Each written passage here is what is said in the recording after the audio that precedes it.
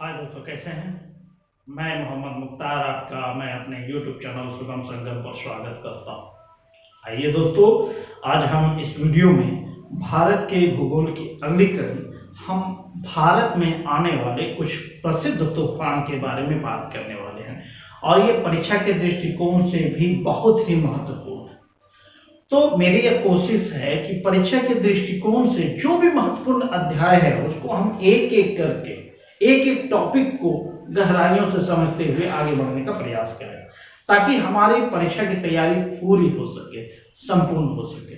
ठीक है दोस्तों, तो वीडियो में लास्ट तक बने रहिए। आई होप कि आपको वीडियो पसंद आएगा और बिना रटे आपको सारे टॉपिक याद आ जाएगा। तो आप हेडिंग देख पा रहे हैं, भारत में आने वाले प्रसिद्ध तूफान, अर्थात ये भूगोल की ही क्लास चल रही है और हमें नहीं पता ज्योग्राफी में और कितना लंबा हम खींचने वाले हैं, लेकिन हम पूरी कोशिश लगा रहे हैं कि जितनी जल्दी हो सके ज्योग्राफी हम समाप्त कर लें। ठीक है, तो आइए आगे बढ़ते हैं बिना समय के। तो दोस्तों, एक चीज याद रख लीजिए कि भारत में जो भी तूफान आता है वो ग्रीष्म ऋतु के महीने में ही आता है, ग्रीष्म ऋतु के मौसम में, और अप्रैल महीना आप कह सकते हैं। तो एक तो कॉमन सी बात हो गई इस तूफान के लिए, यह तूफान भारत में जो आता है वो ग्रीष्म ऋतु में आता है। ठीक है, और दूसरा क्या होता है, वो अप्रैल महीने में आता है, अप्रैल माह में आता है। ये चीजें हो गई एक जो कि भारत में आने वाले तूफान में कॉमन चीजें पाई जाती हैं। इस कड़ी में हम आगे बढ़ते हैं। जो एक प्रसिद्ध तूफान है वो है आम्र वर्षा। इस तूफान का नाम है आम्र वर्षा। तो इस पे आगे से बढ़ने से पहले आप देख लीजिए कि इसमें नाम क्या छुपा हुआ है, आम्र। मतलब ये संस्कृत का शब्द है, इसको आम कहते हैं। आम शब्द संस्कृत के आम्र से आया है। ये सब चीजें हमने हिंदी व्याकरण में पूरा डिटेल से बात की है। तो आइए देखते हैं, ये आम्र वर्षा जो है केरल और कर्नाटक में होता है। वो पश्चिम बंगाल से जो एक तूफान के रूप में हवाएं चलती है और उसके साथ बारिश होती है एक फुहार की तरह, तो वही है आम्र वर्षा। तो इससे जो टॉपिक बनता है उसको हम देख लेते हैं क्या क्या चलता है, क्या क्या टॉपिक बना। पहला तो ये आम्र वर्षा जो आता है वह केरल तथा कर्नाटक राज्य में आता है। तो पहला आपसे ये प्रश्न अगर पूछा जाए कि आम्र वर्षा जो तूफान है वो कहां आता है, तो क्या बताएंगे, केरल और कर्नाटक। आपको ऑब्जेक्टिव में इन दोनों में से कोई एक चुनने के लिए भी दे सकता है, तो चुनना है। ठीक है, और दूसरा ये आम्र वर्षा किस महीने में आता है, तो आप इसको कह सकते हैं वैशाख या अप्रैल महीने में। ये तो हमने बता दिया, कॉमन सी बात, अप्रैल महीने में आता है। और खासकर जो भी हम तूफान की बात कर रहे हैं वो ग्रीष्म ऋतु और अप्रैल महीने की बात हो रही है। और इस वर्षा जो आम्र वर्षा तूफान है, इसके आने में किस सागर का योगदान होता है, वो होता है बंगाल की खाड़ी की शाखा, बंगाल की खाड़ी से चलने वाला यह तूफान है। क्लियर है। और इससे जिस फसल को सबसे ज्यादा फायदा होता है वो आपको रटने की जरूरत नहीं है, इसमें इस तूफान वाला जो नाम है इसी में छिपा हुआ है। तो जाहिर सी बात है इस तूफान से सबसे ज्यादा फायदा किसको होता है, सबसे ज्यादा फायदा किसको होता है, आम को। अब देखिए होता क्या है कि आम्र वर्षा में होता क्या है कि आप एक उदाहरण से समझिए। अगर आप नर्सरी गए होंगे तो जो नर्सरी में बीज से पौधे बनाने का काम करते हैं उसमें आप सिंचाई करने का देखिए कि तरीका क्या क्या होता है। एक छोटा सा घड़ा होता है या बड़ा घड़ा आप कह सकते हैं, ये मान लीजिए घड़ा है, इसको समझने का हम प्रयास करते हैं। ये घड़ा है, इस घड़ा में आप देखेंगे कि किनारे में कई सारे छेद कर दिए जाते हैं, छोटे छोटे छेद कर दिए जाते हैं। ये है छेद, ठीक है दोस्तों, एक तरफ पूरा छेद कर दिया जाता है। इसमें जब पानी भर दिया जाता है यहां तक, तो इससे क्या होगा, इससे वो रिस कर इस तरह पानी बाहर निकलेगा, ये इस तरह।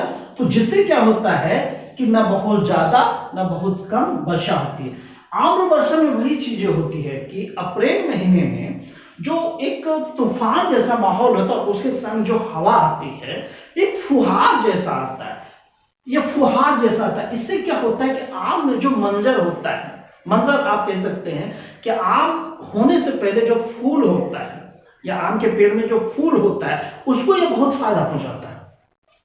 तो यही चीजें है, तूफान की तरह तो चलता है, तेज हवाएं चलती है, लेकिन उसके संग जो हवा चलती है वो फुहार की तरह चलती है, ठीक है, फुहार की तरह एकदम हल्का हल्का चलेगा। इस वजह से क्या होता है कि आम के पेड़ से आम के फूल झड़ नहीं पाते, और अगर आम में फल भी आ गए हैं तो वो भी नहीं झड़ पाते, उसको फायदा होता है। तो ये सब चीजें हम देख पाते हैं किसमें, आम्र वर्षा जो तूफान है उसमें। क्लियर है, आम्र वर्षा क्लियर हो गया। चलिए, आम्र वर्षा क्लियर हो जाने के बाद अब हम दूसरा देखते हैं, दूसरा जो तूफान है उसको हम देखते हैं। ये है महत्वपूर्ण इसका टॉपिक बना। दूसरा देख लीजिए, फूलों वाली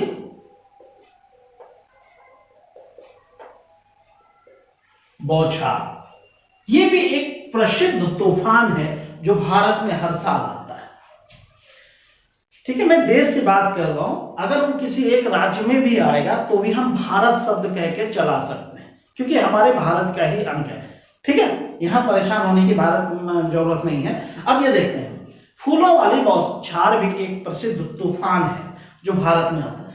अब इसके बारे में ये जान लीजिए कि सेम चीजें हैं, जो आम्र वर्षा का जो समय है वही समय फूलों वाली बौछार का है। इसमें होता क्या है कि आम जिस इलाके में लगा है उसमें तो अगर वो वर्षा होती है तो उसको आम्र वर्षा के नाम से जाना जाता है।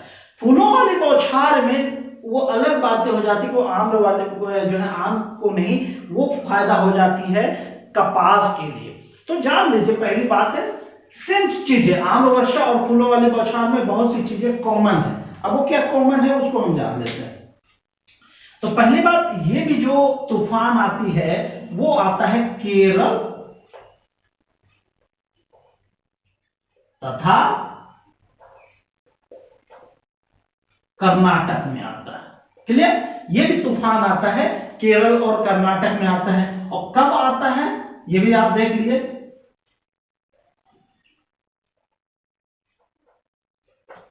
अप्रैल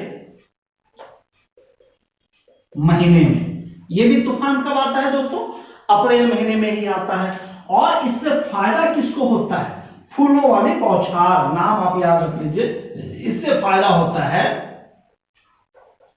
कपास फसल को।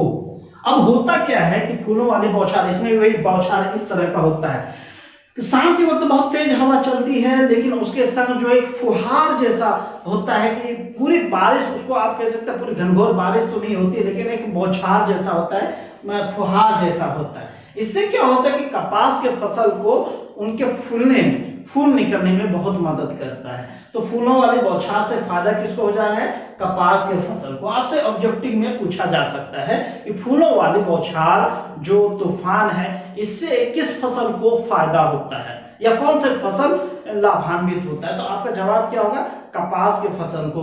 और दूसरा क्या है कि आम्र वर्षा से कौन से फसल को फायदा होता है, तो आपका जवाब क्या होगा कि आम के फसल को इससे सबसे ज्यादा फायदा होता है। आई होप कि आपको आम्र वर्षा और फूलों वाली वर्षा क्लियर हो गया होगा।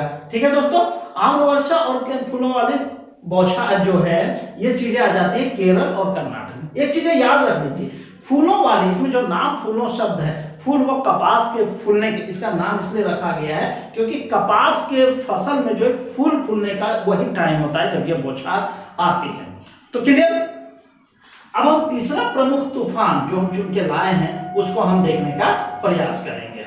ठीक है, जब 2 क्लियर हो गया, अब तीसरा तूफान हम देखते हैं। तीसरा तूफान जो है ये तो हो गया दक्षिणी भारत का। 2 प्रमुख तूफान है जो उत्तर भारत में हर साल आता है। उत्तर और उत्तर पूर्वी भारत की हम बात कर रहे हैं। उत्तर पश्चिमी भारत कह सकते हैं या उत्तर पूर्वी भारत कह सकते हैं, मतलब उत्तर की ओर तूफान आता है, उसको हम दूसरे पार्ट में हम देख रहे हैं। उसमें आता है तीसरा प्रमुख तूफान है काल वैशाखी। ठीक है दोस्तों, काल वैशाखी। अब देखिए इसमें नाम में बड़ा विकट शब्द जुड़ा है, काल वैशाखी। काल का मतलब एक तरह से होता है, आप कह सकते हैं मौत की तरह, बहुत भयानक रूप। और आती कब है ये? वैशाख के महीने में, अर्थात ये भी आती है अप्रैल महीने में। क्लियर है दोस्तों? तो ये चीजें जो महीने वाला कंफ्यूजन है ये हमने पिछले वीडियो में क्लियर कर दिया है भारत के ऋतु वाले चैप्टर में। उसमें कोई भी जो ऋतु होता है उसको भारतीय महीने के नाम से और अंग्रेजी महीने के नाम से अगर आपको अलग अलग करने के लिए कहा जाए तो वो चीजें आप बड़ी आसानी से वहां समझ सकते हैं, जो इससे जस्ट पहले वाले वीडियो में हमने बताया हुआ है, वो प्लेलिस्ट में आपको मिल जाएगा। ठीक है, तो यहाँ पर हमको अप्रैल और वैशाख ये सब में हमको कंफ्यूजन नहीं होना चाहिए। काल वैशाखी क्या है? इसका ये लोकल नाम है। इस काल वैशाखी का नामकरण लोकल क्या है, इसमें जो भी तूफान है वो लोकल नाम ही है। तो ये काल वैशाखी देखते हैं आता कहां है, अब इससे देख लेते हैं। ये जो है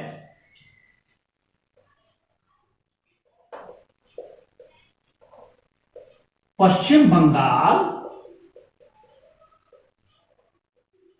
से लेकर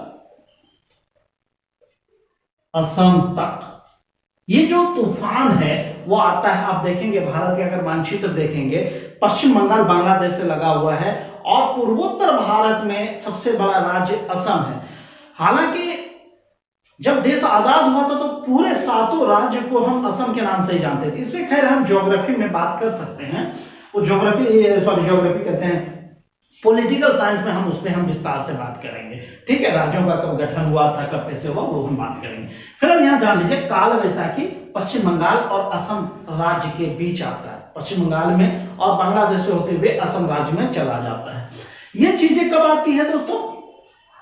वैशाख के महीने में। ये भी कब आती है? वैशाख के महीने में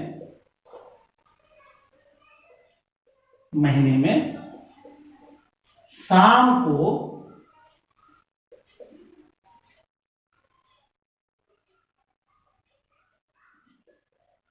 तूफानी वर्षा होता है इसमें। क्लियर? वैशाख के महीने में यानी अप्रैल के महीने में शाम के वक्त तूफानी वर्षा होता है, जिसको जो है कि हम काल वैशाखी के नाम से जानते हैं। अब चीजें होता है कि भारत के साथ एक अच्छी बात यह है कि जो भी तूफान आता है या मुसीबत आता है वो किसी न किसी रूप में हम भारतीयों के लिए फायदे का ही काम करता है। ठीक है, अब ये तूफान तो आ गया, बहुत परेशानी किया, लेकिन इससे जो है कि हमें फायदा ये होता है। अब आप कहेंगे तूफान से भी फायदा हो सकता है दोस्तों, जब उसका हम सकारात्मक अर्थ ढूंढें या सकारात्मक हल ढूंढें। तो इससे क्या होता है कि 3 प्रमुख फसल है जिसके उत्पादन पे इसका सकारात्मक प्रभाव पड़ता है। वो है, देख लीजिए, असम वाला हिस्सा हम आप जान रहे हैं वो चाय के लिए फेमस है। ठीक है, पश्चिम बंगाल चावल के लिए फेमस है। तो उसमें वही होता है, चाय, पटसन और चावल के उत्पादन पर सकारात्मक प्रभाव। मतलब इस तूफान से हमें फायदा ही फायदा होता है। थोड़ी देर के लिए हम परेशान होते हैं, लेकिन हमारे फसल उत्पादन जो इस इलाके का प्रमुख फसल है, जैसे पश्चिम बंगाल में चावल, असम में चाय और पटसन, ये सब चीजें जो है इसके उत्पादन पे इसका असर पड़ता है। क्लियर हो गया? अब काल वैशाखी आप परेशान नहीं होंगे, इसका स्थानीय नामकरण है। ठीक है ना दोस्तों? अब चौथा तूफान है, और चौथा तूफान ये है जो प्रमुख तूफान है, इससे भी प्रश्न पूछता है, और उसको हम कहते हैं लू। चौथा तूफान क्या है? लू, है ना? अब इसको जान लीजिए, थोड़ा सा माइंड आपको पीछे ले जाइए। जब आप भारत का मानचित्र अगर आप देख पा रहे हैं, ठीक है, तो आप देखिए कि पश्चिम बंगाल और असम किधर है? पश्चिम बंगाल से अगर आप इस तरह हैं तो इस दिशा में जाएंगे तो पश्चिम बंगाल और असम चले जाएंगे। लेकिन यदि इस दिशा में बढ़ेंगे, या आप ऐसे कहें अगर दिशा बताना रहे, पश्चिम बंगाल से अगर आप पूरब की ओर बढ़ रहे हैं तो आपको बांग्लादेश और असम मिलेगा। वहीं पश्चिम बंगाल से अगर आप पश्चिम की ओर मुड़ रहे हैं, आप याद कीजिए मानसून का जब आगमन हुआ था, कोलकाता से फिर पटना, पटना से फिर चला जाता है इलाहाबाद, दिल्ली, इस तरह होते हुए पंजाब, हरियाणा चला जाता है, और हरियाणा में सबसे ज्यादा बारिश कराती है। लेकिन जब नवंबर की शुरुआत में वो बारिश लौटने लगती है या मानसून लौटने लगती है, अक्टूबर लास्ट आते, सॉरी अगस्त लास्ट आते आते क्या होता है? मानसून, एक चीजें हम देखते हैं कि जब मानसून जिस जोर शोर से चलती है वो भारत में आती है और वो बढ़ती जाती है। जैसे ही वो बढ़ती जाती है उनकी शक्ति कमजोर होती रहती है। ये मानसून के आगमन और मानसून के निवर्तन वाले वीडियो में हमने क्लियर किया है। तो मानसून जब लौटती है ना, उसकी शक्ति खत्म हो चुकी होती है, या यूं कहें कि उसकी हवा में नमी की मात्रा खत्म हो जाती है या कम हो जाती है। नमी की मात्रा जब कम होगी तो हवा गर्म होगी, सतह के संपर्क में आने से हवा गर्म हो जाती है, और उससे क्या होता है कि उस क्षेत्र में या उस संपर्क में आने वाले लोगों को काफी उमस का सामना करना पड़ता है। दम घोटू जिसे आप कहते हैं, दम घुटने जैसा होता है, ना हवा अच्छा लगता, न हवा अच्छी लगती है, न पानी अच्छी लगती है ना। तो यही चीजें है कि ये लू जो आता है ये भी कहां आता है, ये देख लीजिए। लू आता है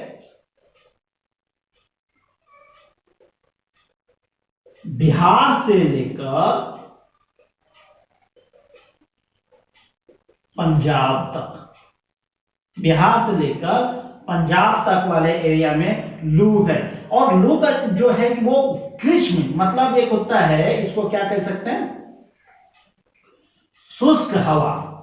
ये पूरी तरह शुष्क हवा होती है, उसी को हम लू के नाम से जानते हैं। ये बिहार से लेकर पंजाब तक वाले एरिया में इसका प्रभाव पाया जाता है। और सबसे ज्यादा असर अगर यह करता है, सबसे ज्यादा अगर प्रभावित लू से कोई होता है तो वो होता है दिल्ली से लेकर पटना के बीच।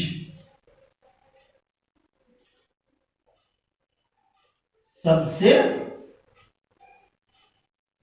ज्यादा प्रभाव, ठीक है, ये चीजें होता है कि लू का सबसे ज्यादा प्रभाव कहां पड़ता है, तो वो पड़ता है दिल्ली से लेकर पटना के बीच वाला जो एरिया है उसमें पड़ता है।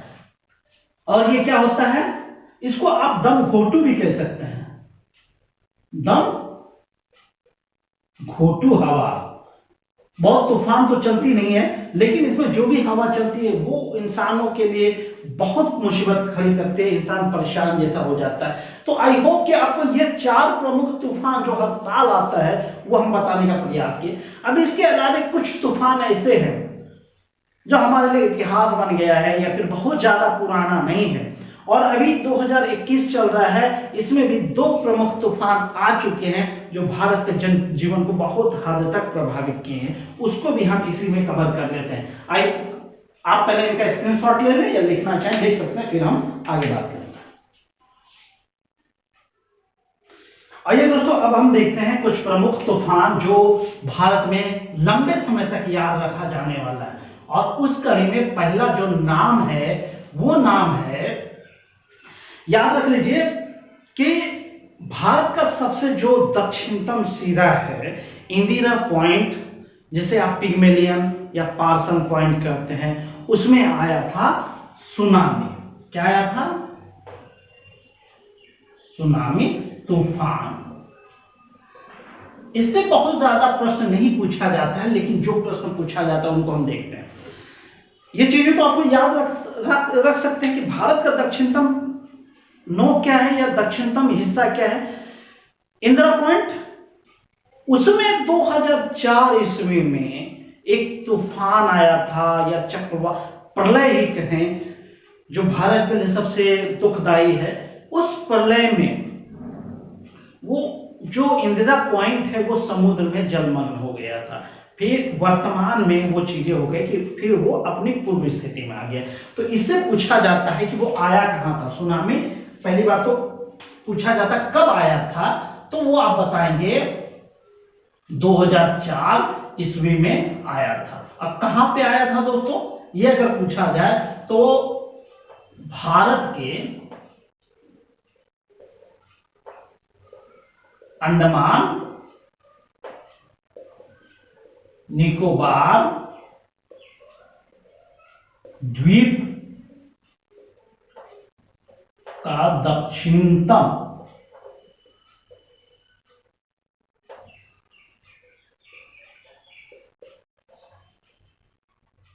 ये कहां आया था, अंडमान निकोबार द्वीप का जो दक्षिणतम सिरा है उस पे ये कह दीजिए, या आप इसको इस तरह कह सकते हैं इंदिरा पॉइंट। इंदिरा पॉइंट पर आया था। तो ये तीन चीजें इससे संबंधित प्रमुख बातें हैं सुनामी लहर से। कब आया था, 2004 ईस्वी में। कहां आया था, इंदिरा पॉइंट में, यानी भारत का दक्षिणतम हिस्सा, वहां पे ये तूफान आया था। ठीक है, ये चीजें जान लेना है। अब जो 2021 ईस्वी में एक तूफान, एक नहीं दो तूफान आया है, अभी तक जब हम वीडियो बना पा रहे हैं उसमें 2 तूफान आ चुका है। एक आ गया है यास तूफान। ठीक है दोस्तों, यास तूफान यह 2021 में इस साल ही आया है, जो बहुत ही जो है कि क्षति पहुंचाया हम भारतीयों को। अब ये देखना है, इससे जो टॉपिक ये करंट अफेयर भी बन जाता है उसको देख लेना है। यास तूफान जो आया है ना दोस्तों, वो बंगाल, खासकर ये आया है पश्चिम बंगाल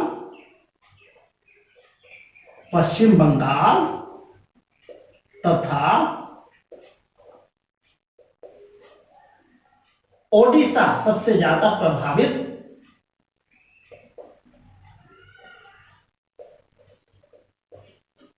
यास तूफान पश्चिम बंगाल और ओडिशा तट में आया है। कब आया है, वो 2021 ईस्वी में। कब आया है दोस्तों, 2021 ईस्वी में, क्योंकि 2 महीने बाद ही ये वर्ष पुराना हो जाएगा। ठीक है ना, तो जाहिर सी बात है 2021 ईस्वी में पश्चिम बंगाल और उड़ीसा तट को यह छुआ था, और उड़ीसा और पश्चिम बंगाल के साथ जो उसका लगने वाला राज्य है जो है कि झारखंड भी प्रभावित हुआ था। ठीक है, उधर छत्तीसगढ़ भी प्रभावित हुआ था। तो वो चीजें देखना है। तो ये चीजें कहां पे आया था, बंगाल की खाड़ी से आया था। ये बंगाल की खाड़ी से आया था इसमें। और एक चीजें और जान लीजिए, यास तूफान से जो प्रभावित हुआ था पश्चिम बंगाल और ओडिशा राज्य, इसमें राहत के नाम पर जो है कि केंद्र सरकार ने, भारत सरकार बोलते हैं, भारत सरकार ने 1000 करोड़ रुपए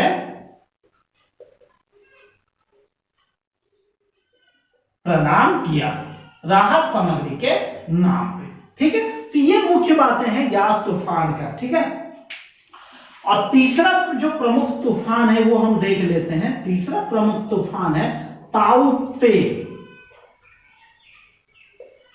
ताउते या ताउते तूफान आप कह सकते हैं।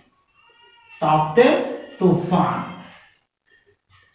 ये भी उसी के आसपास तूफान आया है। दोनों छोर पे, एक छोर पे यास आ जा रहा है, दूसरे छोर पे ताउते तूफान आ जा रहा है। तो ये चीजें आप जान लीजिए ताउते तूफान के बारे में। ये इससे जो प्रभावित हुआ है ना दोस्तों, आप पश्चिमी जो तट है भारत का, उससे जो जो भी राज्य सटा हुआ है, करीब करीब सारे राज्य इससे प्रभावित हुए हैं। तो आप देख लीजिए ताउते तूफान से कौन कौन सा हुआ है, ये भी कब आया पहली बात तो देख लीजिए 2021 ईस्वी में। कब हुआ?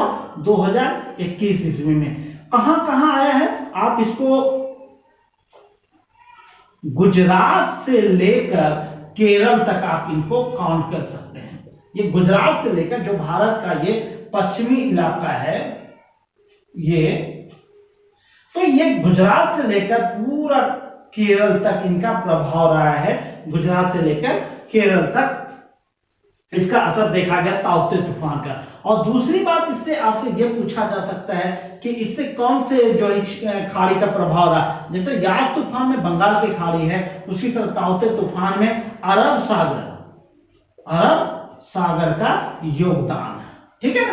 तो ये प्रमुख तूफान है जो जिससे अक्सर प्रश्न पूछे जाते हैं, और ये दो तूफान तो अभी करंट में है। ठीक है दोस्तों, तो प्रश्न किसी भी तरह से पूछ सकता है। चूंकि हम प्रसिद्ध तूफान पे बात कर रहे हैं, तो ध्यान में ये भी दो तूफान आ गया। ये तो पुराना है ही, 2004 ईस्वी में आया है।